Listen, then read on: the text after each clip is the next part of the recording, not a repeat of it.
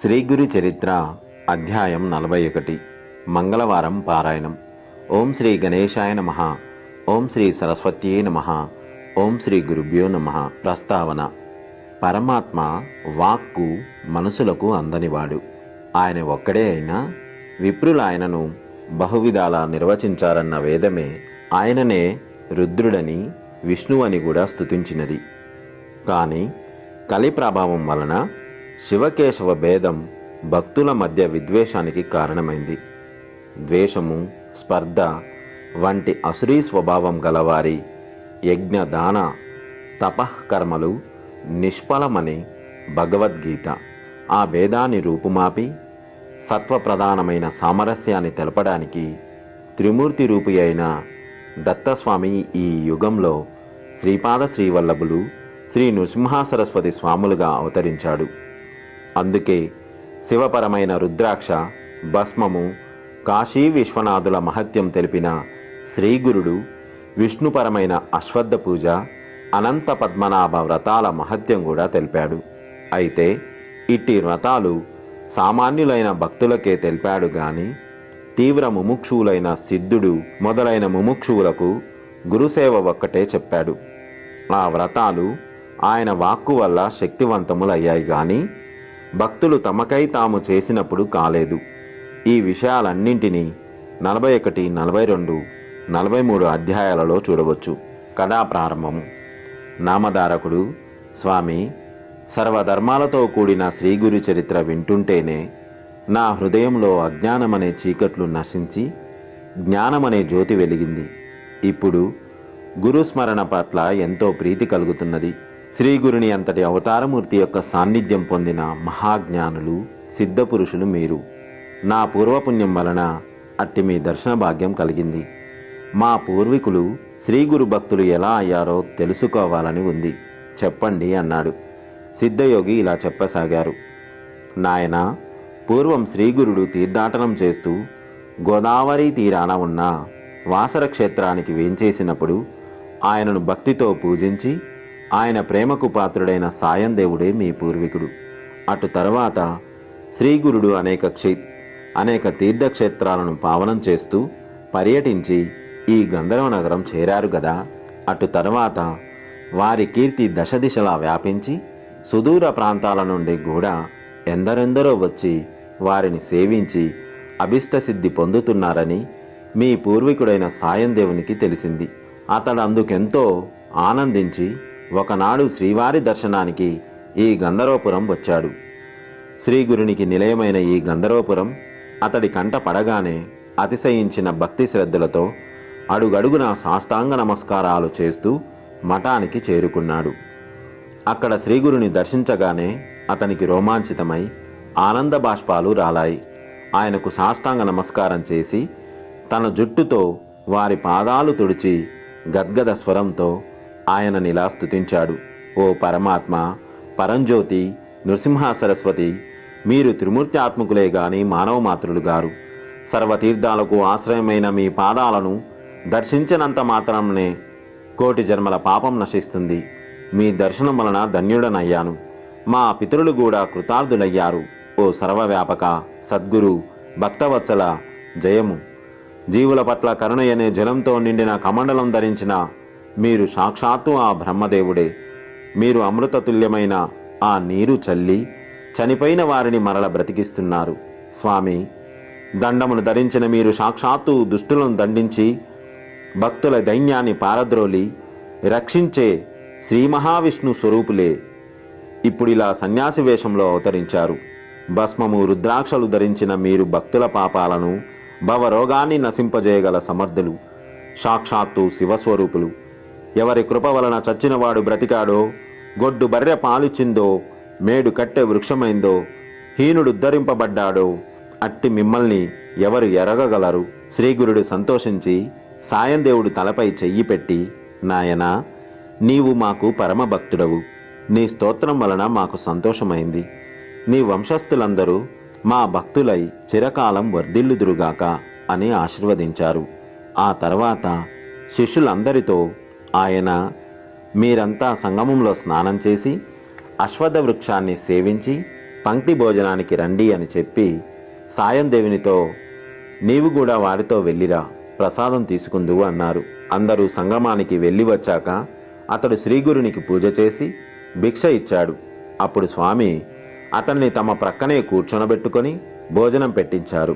తర్వాత అతన్ని దగ్గరకు పిలిచి, నాయనా, నీవెక్కడుంటున్నావు? నీ భార్యాబిడ్డలు క్షేమమా? చాలా కాలానికి కనిపించావు అన్నారు. అతడు, స్వామి, మీరు సర్వజ్ఞులు, మీకు తెలియనిది ఏమున్నది? మీ దయ వలన అందరము క్షేమమే. నా భార్యాబిడ్డలు ఉత్తర కంచులో ఉన్నారు. నా కుటుంబ భారమంతా కొడుకులు చూసుకుంటున్నారు. కనుక నేను మీ పాదాల చెంత ఉండి సేవించుకోవాలని వచ్చాను. మీరు అనుగ్రహించాలి అని వేడుకున్నాడు. శ్రీగురుడు నవ్వి, నాయనా, మమ్మల్ని సేవించడం అంత సులభం కాదు. మేమొక చోట ఉండేవారము కాము. ఎక్కడ పడితే అక్కడే ఉంటాము. ఒకప్పుడు ఊరిలో ఉంటే మరొకప్పుడు అడవిలో ఉంటాము. మాతో కలిసి ఉండడము, మా సేవ చేయడము కష్టం. కనుక బాగా ఆలోచించుకో అన్నారు. సాయం దేవుడు, స్వామి, మిమ్ము శరణు పొందిన నన్ను దూరం చేయవద్దు. మీరుండగా నాకు భయమేమిటి? గురు సన్నిధికి చేర్చే పాదాలే పాదాలు, గురు పూజ చేసే చేతులే చేతులు, గురు పాదాలనంటే శిరస్సే శిరసు. సర్వ అభిమానాలను నివారించి పురుషార్థాలు ప్రసాదించగల గురుకృప ఉండగా నాకు భయమేమి? నేను మీ చెంతనే ఉండి మీ పాదసేవ చేసుకుంటాను. అనుజ్ఞ ఇవ్వండి అని పట్టుబట్టాడు. అప్పుడు శ్రీగురుడు, నీకంత దృఢభావం ఉంటే అలానే చెయ్యి అని అంగీకరించారు. అతడు స్వామి సన్నిధిలో 3 నెలలున్న తర్వాత ఒకనాటి సాయంత్రం శ్రీగురుడు శిష్యులనెవర్ని రావద్దని చెప్పి సాయం దేవుణ్ణి ఒక్కడినే కూడా తీసుకొని సంగమానికి వెళ్ళారు. ఇంతలో మరికొందరు శిష్యులొచ్చి సంగమ స్నానం చేశారు. సాయం సంధ్యోపాసన అయ్యాక శ్రీగురుడు అశ్వత్థ వృక్షం క్రింద కూర్చొని కొంతసేపు శిష్యులతో మాట్లాడారు. కొంతసేపటికి వారంతా గాన్గాపురం వెళ్ళిపోయారు. శ్రీగురుడు సాయందేవుడు మాత్రమే అక్కడ ఉన్నారు. అప్పుడు అతనిని పరీక్షించదలచి శ్రీగురుడు ఒక లీల చేశారు. అంతలోనే అకస్మాత్తుగా పెనుగాలి చెలరేగింది. ఆ గాలికి చెట్లు ఊగిపోయి విరిగి పడుతున్నాయి. ఆకాశమంతా కారుమేఘాలు అలుముకొని భయంకరముగా ఉరుములు, కన్నులు మిరిమిట్లు గొలిపే పెనుపులతో కుండపోతగా వర్షం ఆరంభమైంది. సాయం దేవుడు ఆ గాలికి ఎలాగో ఓర్చుకొని తన ఒంటిపైనున్న ఉత్తరీయం తీసి శ్రీగురునికి కప్పి ఆయనకు అడ్డంగా నిల్చున్నాడు. ఇలా గాలి వాన అర్ధరాత్రి 2వ జాము వరకు కొనసాగాయి. గాలివాన కొంత నెమ్మదించగానే దుర్భరంగా చలిగాలి వీచసాగింది. అప్పుడు శ్రీగురుడు, నాయనా, మమ్మల్ని చలి బాధిస్తున్నది. గ్రామానికి వెళ్ళి మఠం నుండి అగ్ని తీసుకురా అన్నారు. అతడు బయలుదేరుతుంటే అతనిని బాటకు అటూ ఇటూ చూడకుండా త్వరగా వెళ్ళి రమ్మని చెప్పారు. వెంటనే సాయందేవుడు బయలుదేరి గంధర్వపురం వైపుకు నడవసాగాడు. దారిలో ఎక్కడ అడుగు పెట్టినా మోకాలు లోతు బురదలో కాళ్ళు కూరుకుపోతున్నాయి. ఆ పైన నీరు రొమ్ము లోతున ప్రవహిస్తుంది. కన్ను పొడుచుకున్నా కనిపించనంతగా కారు చీకట్లు అన్ని దిక్కులా కమ్ముకున్నాయి. వేగంగా వీస్తున్న గాలి అతనిని ఒక ప్రక్క నెట్టివేస్తుంది. ఎలాగో అతడు శ్రీగురుని స్మరిస్తూ చీకట్లో తడుముకుంటూ మెరుపుల వెలుగులో దారి చూసుకుంటూ బాట కనిపించినంత దూరం పరిగెడుతున్నాడు. చివరకు ఎలాగో అతడు మఠం చేరి అక్కడి సేవకులను నిద్రలేపి వారి వద్ద నుండి కుండలో నిప్పులు తీసుకొని తిరిగి బయలుదేరాడు. శ్రీగురుడు తనను ప్రక్కలకు చూడకుండా ఎందుకు సాగిపోమ్మన్నారో తెలుసుకోవాలన్న కుతూహలం తీవ్రమై నెమ్మదిగా కుడి ప్రక్కకు చూశాడు. అటు ప్రక్కన 5 పడగలు గల భయంకరమైన త్రాచుపాము కనిపించింది. అతడు కొంచెం ప్రక్కకు తప్పుకొని భయంతో వేగంగా నడుస్తూ నెమ్మదిగా ఎడమ పక్కకు చూశాడు. అటు ప్రక్కన కూడా మరొక భయంకరమైన పాము అతని వెంటనే వస్తుంది. అతడు భయంతో మతిపోయి బాటలోని ఎత్తుపల్లాలు కూడా పట్టించుకోకుండా పరిగెత్తసాగాడు. అతడెటుపోతే అటు అంత వేగంగాను పాములు తరుముకొస్తున్నాయి. అతడు గుండెదడ పుట్టి దిక్కుతోచక పొదల మధ్యకు పోయాడు. ఎటుపోవాలో తెలియక భయంతో తననా పాముల బారి నుండి రక్షించమని మనసులోనే శ్రీగురుని ప్రార్థించుకోసాగాడు. వెంటనే అతనికి కొంచెం భయం తగ్గి ఒక చక్కని బాట చిక్కింది. దాని వెంట పోగా కొద్దిసేపట్లోనే సంగమం వద్దనున్న రావి చెట్టు అతనికి కనిపించింది. ఆ ప్రాంతమంతా వేల కొద్ది దీపాలతో వెలిగిపోతున్నట్లు కనిపించింది. అక్కడ నుండి వేదఘోష అతనికి చక్కగా వినిపిస్తున్నది. అతడు అటువైపుగా వెళ్ళి శ్రీగురిని సమీపించేసరికి అక్కడ ఆయన ఒక్కరే ఉన్నారు. అతడికి ఆ భయం వలన వర్షం ఆగిందని కూడా తెలియలేదు. ఆకాశంలో మబ్బులు ఎప్పుడు తిరిగిపోయాయో గాని పిండి ఆరబోసినట్లు పండు వెన్నెల వచ్చింది. అప్పుడు అతడు ఆ పాత్ర క్రింద పెట్టి నిప్పును ప్రజ్వలింపజేశాడు. భయం తగ్గిపోయి అతడు గురువుకేసి చూసేసరికి ఆ 2 పాములు ఆయనకు నమస్కరించి వెళ్ళిపోతున్నాయి. వాటిని చూడగానే అతనికి మరలా భయమేసింది. శ్రీగురుడు నవ్వి, భయపడవద్దు, నిన్ను రక్షించడానికి ఆ పాములను మేమే పంపాము. గురుసేవ ఎంత కఠినమైనదో తెలిసిందా? కనుక ముందుగా ఆలోచించుకొని తగిన భక్తి విశ్వాసాలు ఉంటేనే అందుకు పూనుకోవాలి. కలి ప్రభావం వలన ఇంద్రియ చాపల్యము, అపప్రచారాలు మొదలైన అవరోధాలెన్నో వస్తాయి. అయినా చలించకుండా నిశ్చలంగా గురుసేవ చేస్తే గురుకృప వలన సర్వము సిద్ధిస్తుంది. యజ్ఞయాగాదులు చేసేవారికి ఎన్నో విఘ్నాలొచ్చి అవి తేలికగా నిష్ఫలమవ్వచ్చు. గురువు దగ్గరే ఉంటూ విశ్వాసంతో సేవ చేసేవాడు తేలికగా అభిష్టాలు నెరవేరి కృతార్థుడవుతాడు. ఏకభావంతో ఆయనను ఆరాధించడమే ఉత్తమ సాధన. పతివ్రత తన భర్తను సేవించినట్లు సత్శిష్యుడు తన గురువును విడవక నీడవలె సేవిస్తాడు. దేహంతో సహా తన సర్వస్వము గురుసేవకే అర్పిస్తాడు. గురువే పరమేశ్వరుడని తెలుసుకొని ఆయన ప్రసాదమే భోజనంగా, ఆయన ధ్యానమే జీవనంగా, పాద తీర్థమే గంగాజలంగా సేవిస్తూ శ్రవణ మనన తత్పరుడై ఉంటాడు.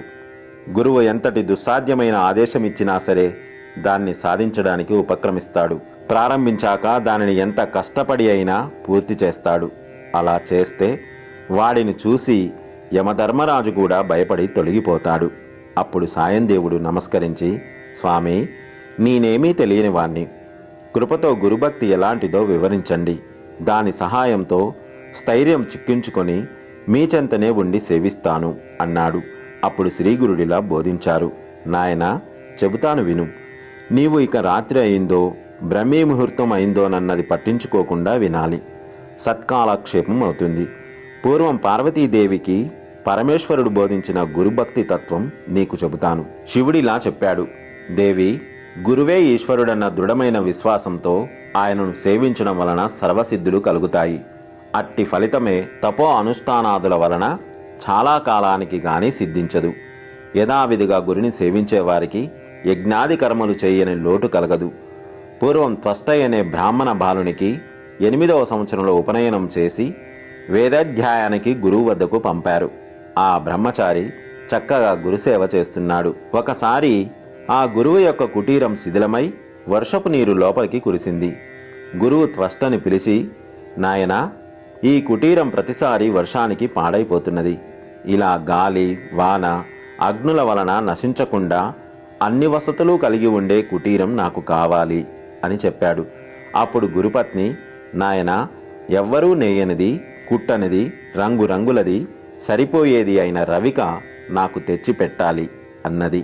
ఇంతలో గురుపుత్రుడు వచ్చి, అన్నా, నాకు మట్టి అంటనివి, నీటి మీద నడిపించగలవి, ఎప్పుడూ సరిపోయేవి అయిన పాదరక్షలు కావాలి అని చెప్పాడు.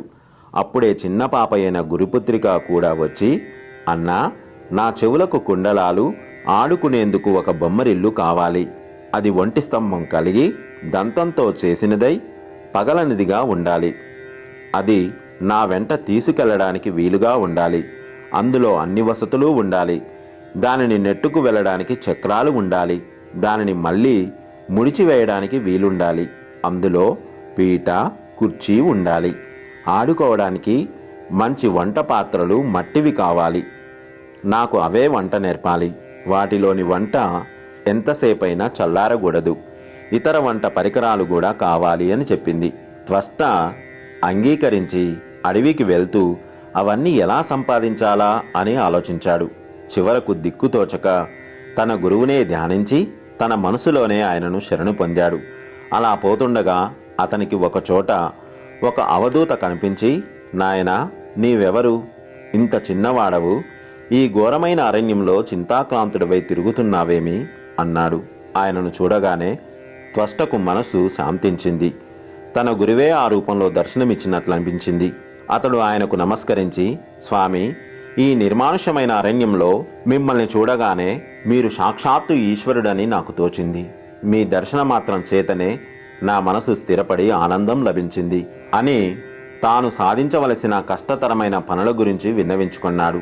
అవధూత అతనిని ఆశీర్వదించి, నాయనా, అభిష్టప్రదుడవై విశ్వేశ్వరుడు కాశీలో ఉండగా దుర్లభమేమున్నది? నీవు కాశీ వెళ్ళి విశ్వనాథుణ్ణి పూజించు. ఆయన వరంతో బ్రహ్మాది దేవతలు కూడా ఎంతో మహిమను పొందారు. కేవలం గుక్కడు పాలు కోరిన ఉపమన్యువుకు ఆయన సాక్షాత్తు ఆ పాల సముద్రాన్నే ప్రసాదించిన దయాళువు అని చెప్పాడు. గురు సేవ తప్ప వేరేమీ ఎరుగని త్వష్ట, స్వామి, కాశీక్షేత్రం ఎక్కడ ఉన్నది అని అడిగాడు. అప్పుడు ఆ మునిశ్రేష్ఠుడు, కాశీకి నిన్ను నేనే స్వయంగా తీసుకువెళ్తాను. నీ వలన నాకు కూడా విశ్వనాథుని దర్శనమవుతుంది అని చెప్పి తన లీల చేత అతనిని మనోవేగంతో కాశీకి తీసుకువెళ్ళాడు. ఓం శ్రీ దత్తాయ గురువే నమః. శ్రీ శ్రీపాద శ్రీవల్లభాయ నమః. శ్రీ నృసింహ సరస్వత్యే నమః. సర్వం శ్రీపాద శ్రీవల్లభ చరణారవిందార్పణమస్తు. స్వస్తి.